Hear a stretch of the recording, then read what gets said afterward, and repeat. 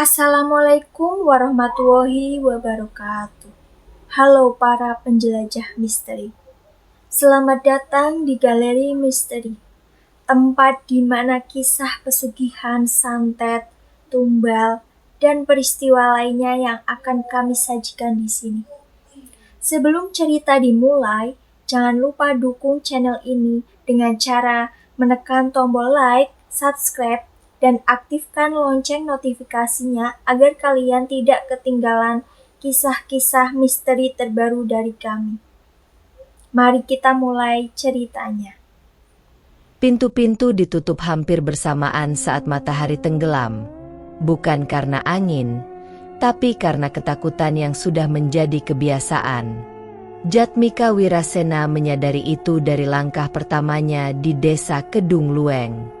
Tidak ada yang menyuruh, tidak ada yang memperingatkan secara langsung, tapi semua orang seolah tahu kapan harus berhenti hidup.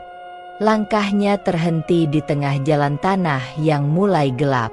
Bau tanah basah naik dari sela pijakannya, bercampur dengan aroma dedaunan busuk. Desa itu terasa normal beberapa jam lalu. Orang berjualan, anak-anak berlarian, suara ayam dan obrolan sederhana. Tapi kini, semua hilang tanpa jejak. Jatmika tidak datang untuk mencari ketenangan. Ia datang karena kehabisan pilihan. Wajahnya tampak lelah, bukan karena perjalanan, tapi karena hidup yang sudah terlalu lama menekannya. Utang yang tak terbayar, pekerjaan yang hilang tanpa penjelasan, dan hubungan yang runtuh satu persatu. Saat seseorang di warung pinggir jalan kota dulu berbisik tentang jalan cepat lewat pesugihan, Jatmika tidak tertawa. Ia justru mendengarkan. Dan kini, ia berdiri di desa yang bahkan orang luar enggan menyebut namanya. Rumah itu terlihat sebelum ia benar-benar mencarinya. Di ujung jalan, terpisah dari bangunan lain, berdiri bangunan tua dengan bentuk yang masih kokoh namun terasa mati. Catnya terkelupas. Jendelanya gelap seperti lubang tanpa dasar. Tidak ada tanda kehidupan. Tidak juga tanda bahwa tempat itu benar-benar ditinggalkan. Justru terlalu diam. Rumput liar menjulang setinggi lutut, melilit pagar kayu yang setengah roboh. Saat angin berhembus, pagar itu berderit panjang, suara yang tidak sekadar tua, tapi seperti mengeluh. Jangan terlalu lama lihat ke sana. Suara itu datang tiba-tiba. Jatmika menoleh. Seorang pria tua berdiri beberapa langkah di belakangnya. Tubuhnya kurus, wajahnya pucat dengan garis-garis tajam yang memperjelas usia. Matanya tidak menatap Jatmika, tapi tertuju ke rumah itu. Targana Kresnadi. Nama itu disebut pelan saat ia memperkenalkan diri, tapi nadanya seperti tidak ingin diingat. Kalau masuk ke sana saat tengah malam, suara Targana merendah. Jangan harap bisa keluar sebagai manusia utuh. Jatmika tidak langsung menjawab. Ia kembali menatap rumah itu, mencoba menakar antara rasa takut dan keputusasaan. Kalau tidak masuk, saya sudah bukan apa-apa, balasnya singkat. Targana akhirnya menoleh. Tatapan matanya dalam, seolah mencoba memastikan sesuatu dalam diri Jatmika. Semua yang kesana bilang hal yang sama. Tidak ada penjelasan lanjutan. Targana pergi begitu saja, meninggalkan Jatmika dengan pikirannya sendiri. Malam itu, Jatmika memilih tinggal sementara di rumah kecil milik warga yang disewakan. Tempat itu sederhana, tapi cukup untuk berteduh. Namun, tidur bukan sesuatu yang mudah. Setiap kali ia memejamkan mata, bayangan rumah itu muncul kembali. Dan sesuatu yang lain. Putih, diam, berdiri. Malam berikutnya, Jatmika keluar lagi. Kali ini lebih dekat. Ia berdiri beberapa meter dari pagar rumah kosong itu. Nafasnya pelan, matanya fokus. Sosok itu ada, berdiri tepat di depan pintu. Tidak bergerak, tidak menoleh, hanya berdiri, seolah memang berada di sana sejak awal. Jatmika mengerjapkan mata. Sosok itu hilang, begitu saja. Namun sebelum pikirannya sempat mengejar penjelasan, suara itu muncul. Gesekan, pelan, seperti kain diseret di atas lantai kasar. Jelas, dekah. Jatmika membeku. Dadanya naik turun, tapi tubuhnya tidak bergerak. Ia menatap pintu rumah itu yang tetap tertutup. Tidak ada siapa-siapa. Tidak ada apa-apa. Tapi suara itu tidak mungkin salah. Ia mundur satu langkah, lalu satu lagi. Dan tanpa sadar, ia sudah berjalan menjauh. Malam semakin dalam, tapi satu hal mulai terasa pasti. Ia belum masuk ke dalam rumah itu. Namun sesuatu di dalam sana sudah mengetahui kedatangannya dan tidak berniat membiarkannya pergi begitu saja. Pintu itu sudah terbuka sebelum Jatmika sempat menyentuhnya. Kayu tua yang seharusnya berat itu menganga pelan, seolah mengundang atau menerima. Tidak ada suara angin, tidak ada dorongan, hanya gerakan perlahan yang terasa. Sadar, langkah Jatmika berhenti di ambang pintu.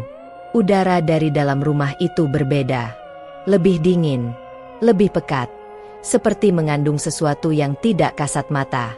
Tangannya menggenggam erat kantong kain berisi perlengkapan ritual, lilin hitam, dupa, serpihan kain kafan, dan tanah kuburan yang masih lembab. Ia melangkah masuk. Lantai kayu langsung mengeluh di bawah berat tubuhnya. Setiap deri terdengar terlalu keras, memantul ke seluruh sudut rumah yang kosong. Bau apek bercampur tanah basah menusuk hidung, membuatnya menahan napas sesaat. Jatmika tidak berhenti. Ia menuju ruang tengah, tempat yang ia yakini sebagai titik pusat rumah itu. Ia berlutut, mengeluarkan satu persatu benda dari kantongnya. Tangannya sedikit gemetar, bukan karena ragu, tapi karena sesuatu di dalam dirinya mulai menyadari bahwa ini bukan sekadar ritual biasa. Lilin pertama menyala, lalu yang kedua. Cahaya redup mulai membentuk lingkaran kecil di sekelilingnya. Bayangan di dinding bergerak pelan, memanjang dan menyusut seiring nyala api yang tidak stabil. Ia menyusun tanah kuburan di tengah, meletakkan kain kafan kecil di atasnya. Dupa dinyalakan, asapnya naik lurus sebelum akhirnya berputar pelan, seolah mengikuti aliran yang tak terlihat. Jarum jam di pergelangan tangannya bergerak mendekati tengah malam. Detik terakhir terasa lebih panjang dari seharusnya. Dan saat waktu itu tiba, Jatmika membuka mulutnya. Mantra mulai keluar, pelan, terputus di awal, lalu semakin jelas. Kata-kata yang bahkan tidak sepenuhnya ia pahami, tapi terasa berat setiap kali diucapkan. Udara di sekelilingnya berubah, tidak lagi sekadar dingin, tapi menekan. Beberapa detik, tidak ada reaksi. Namun lalu, hembusan angin datang dari dalam rumah, bukan dari luar.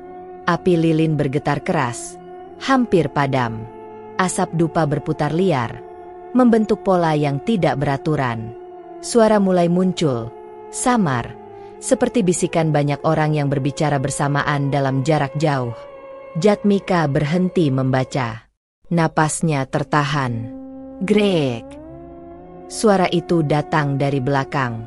Pintu yang tadi terbuka, kini menutup sendiri. Perlahan. Pasti. Jatmika tidak langsung menoleh. Bahunya menegang. Tubuhnya seperti terkunci di tempat. Namun suara lain segera menyusul. Gesekan, pelan, berulang, seperti sesuatu yang diseret di atas permukaan kasar. Bukan langkah kaki. Ia menoleh. Lorong di sebelah kanan tampak lebih gelap dari sebelumnya. Tidak ada cahaya yang masuk ke sana. Namun di ujungnya, ada sesuatu. Putih, diam, tegak. Sosok itu tidak bergerak, tapi kehadirannya terasa penuh. Terbungkus kain dari kepala hingga kaki, ikatannya jelas, bentuknya kaku, pocong. Namun bukan seperti yang pernah Jatmika bayangkan. Kainnya kusam, penuh noda gelap. Beberapa bagian tampak basah, menetes perlahan ke lantai. Kepalanya miring ke satu sisi dengan sudut yang tidak wajar, seperti tulang di dalamnya sudah tidak lagi utuh. Jatmika mencoba mundur. Kakinya tidak merespons. Sosok itu bergerak, meloncat.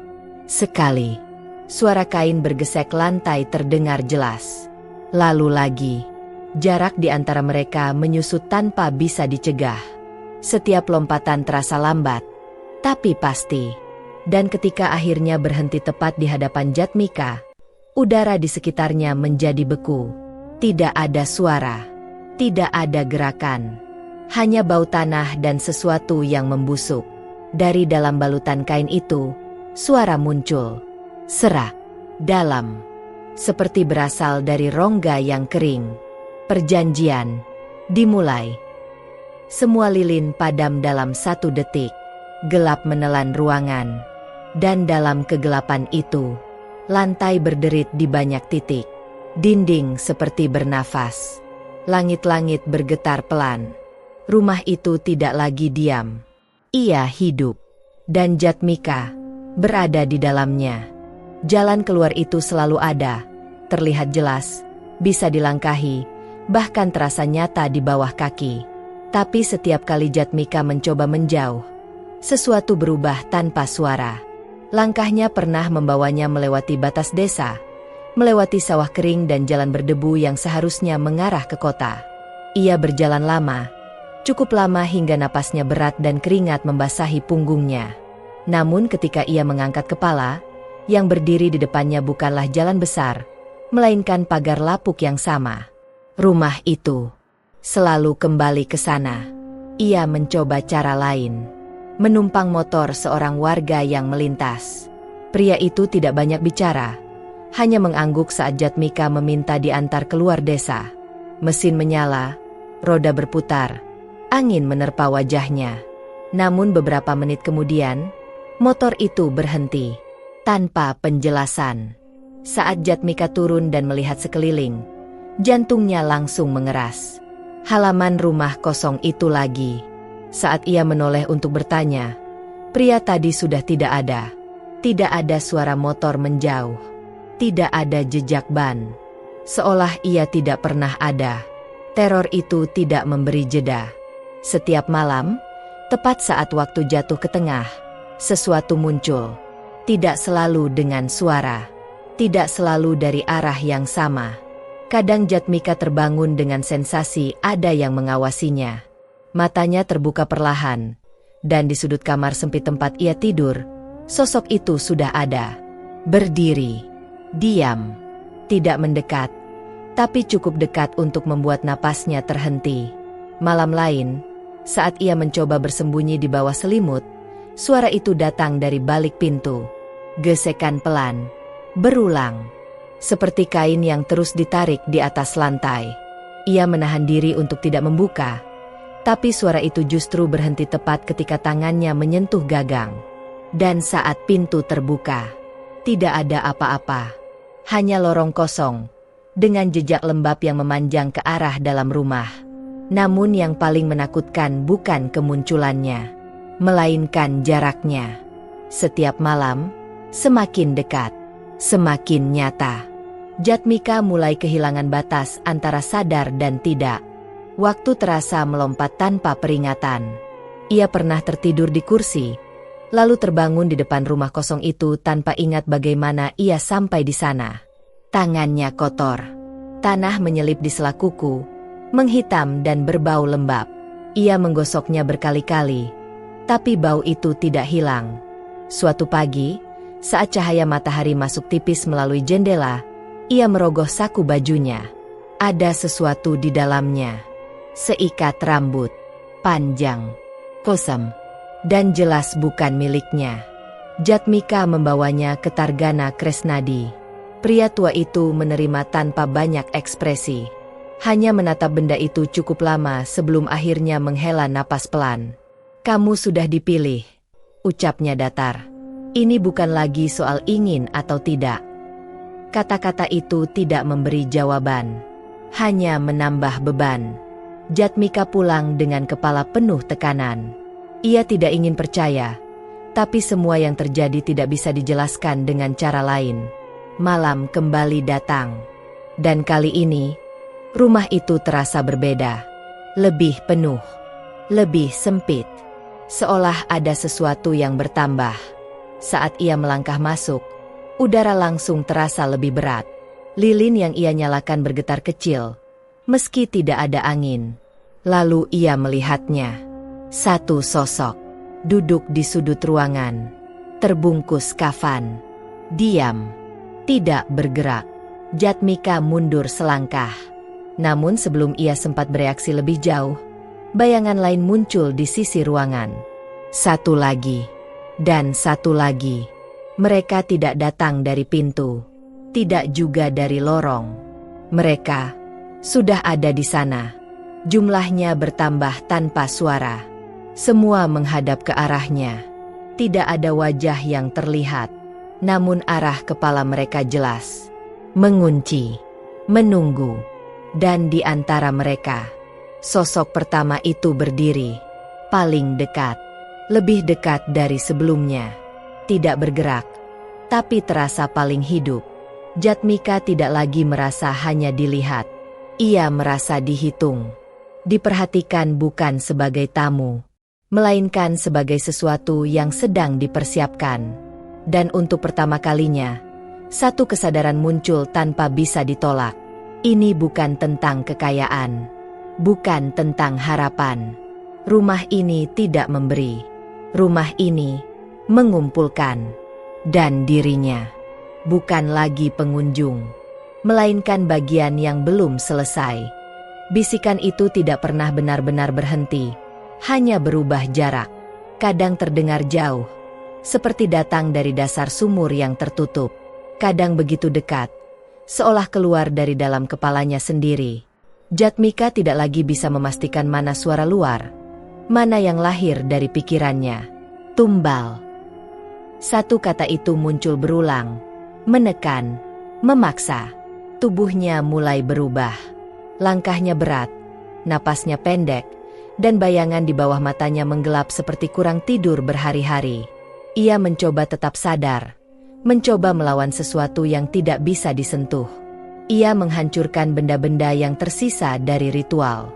Lilin hitam dipatahkan, kain kafan dibakar hingga habis. Tanah kuburan dikubur kembali jauh dari rumah itu. Untuk sesaat, ia merasa berhasil. Namun keesokan paginya, semua kembali. Lilin itu utuh di atas lantai. Kain kafan terlipat rapi. Tanah itu kembali berada di dalam wadah kecil yang sama. Tidak ada bekas rusak. Tidak ada bekas dibakar. Seolah apa yang ia lakukan tidak pernah terjadi. Rumah itu tidak hanya hidup. Ia menjaga dirinya sendiri. Malam turun tanpa suara. Jatmika tidak menunggu lagi, tapi juga tidak bisa menghindar. Ia duduk di sudut ruang tengah. Tubuhnya lelah, matanya setengah terbuka. Biasanya, pada waktu tertentu, sosok itu akan muncul. Namun malam ini, berbeda. Tidak ada kemunculan. Tidak ada lompatan. Tidak ada suara kain bergesek. Yang ada hanya tangisan, pelan, patah-patah, suara perempuan. Jatmika mengangkat kepala. Tangisan itu tidak berasal dari satu arah. Seolah berpindah, mengalir di antara dinding, memantul dari ruang ke ruang. Ia berdiri. Langkahnya ragu, tapi tetap bergerak mengikuti sumber suara. Lorong yang sebelumnya terasa kosong kini tampak lebih panjang. Dindingnya lembab, udara di dalamnya lebih dingin dari bagian lain rumah itu. Tangisan itu semakin jelas, lebih dekat. Di ujung lorong, ada sebuah pintu. Pintu yang tidak pernah ia lihat sebelumnya tertutup sebagian. Dari celahnya keluar bau busuk yang menusuk. Jatmika berhenti sejenak. Napasnya tertahan. Namun tangisan itu berubah menjadi isak yang lebih keras. Tangannya menyentuh pintu, mendorong perlahan. Engselnya tidak berbunyi, seolah sudah lama menunggu untuk dibuka. Ruangan di dalam gelap, hanya sedikit cahaya dari lorong yang masuk. Namun itu cukup untuk memperlihatkan sesuatu di tengah lantai. Tubuh terbaring, terbungkus kafan, tidak diam. Dada itu naik turun pelan. Kepalanya bergerak sedikit, seakan mencari arah. Jatmika melangkah masuk. Setiap langkah terasa berat, tapi matanya tidak bisa berpaling. Saat ia mendekat, wajah itu mulai terlihat dari balik kain yang terbuka sebagian. Dan saat cahaya menyentuhnya, napas Jatmika terhenti. Ia mengenal wajah itu. Wajah yang pernah berdiri di hadapannya. Wajah yang pernah memperingatkannya. Targana Kresnadi. Namun wajah itu tidak utuh. Kulitnya pucat, bibirnya kering, dan matanya terbuka setengah tanpa fokus. Tubuh itu bergerak pelan. Mulutnya terbuka. Kamu, berikutnya. Suara itu tidak keluar seperti manusia berbicara. Lebih seperti udara yang dipaksa keluar dari rongga kosong. Jatmika mundur. Namun sebelum ia mencapai pintu, sesuatu berubah. Suara dari seluruh rumah muncul bersamaan. Gesekan, lompatan, tarikan kain. Dari segala arah, ia menoleh. Satu persatu sosok itu muncul. Dari lorong, dari sudut gelap, dari balik dinding yang seolah terbuka tanpa retakan. Mereka bergerak serempak, tidak terburu-buru, tapi pasti mengarah padanya, mengelilingi, menyempitkan ruang. Tidak ada jalan keluar. Dan di antara mereka, sosok yang pertama itu muncul, lebih dekat, lebih jelas, hampir menyentuh. Bau tanah dan busuknya begitu kuat hingga membuat dada Jatmika sesak. Kepala pocong itu sedikit terangkat, menghadap langsung ke arahnya. Waktumu habis. Tidak ada teriakan, tidak ada ancaman, hanya pernyataan. Dan untuk pertama kalinya, Jatmika tidak mencoba lari, karena akhirnya ia mengerti. Ini bukan tentang apa yang ia inginkan, bukan tentang apa yang ia cari. Pesugihan ini tidak meminta harta, tidak juga darah. Ia meminta keseimbangan. Satu masuk, satu tinggal. Dan jika tidak ada yang diberikan, maka yang datang sendiri tidak akan pernah diizinkan pergi. Tidak ada lagi suara langkah yang tergesa. Tidak ada lagi napas yang berusaha melarikan diri dari sesuatu yang tak terlihat. Malam itu terasa berbeda, bukan karena lebih sunyi, tapi karena kesunyian itu akhirnya lengkap. Jatmika duduk di ruang tengah. Tempat semuanya dimulai. Tubuhnya tidak lagi tegang.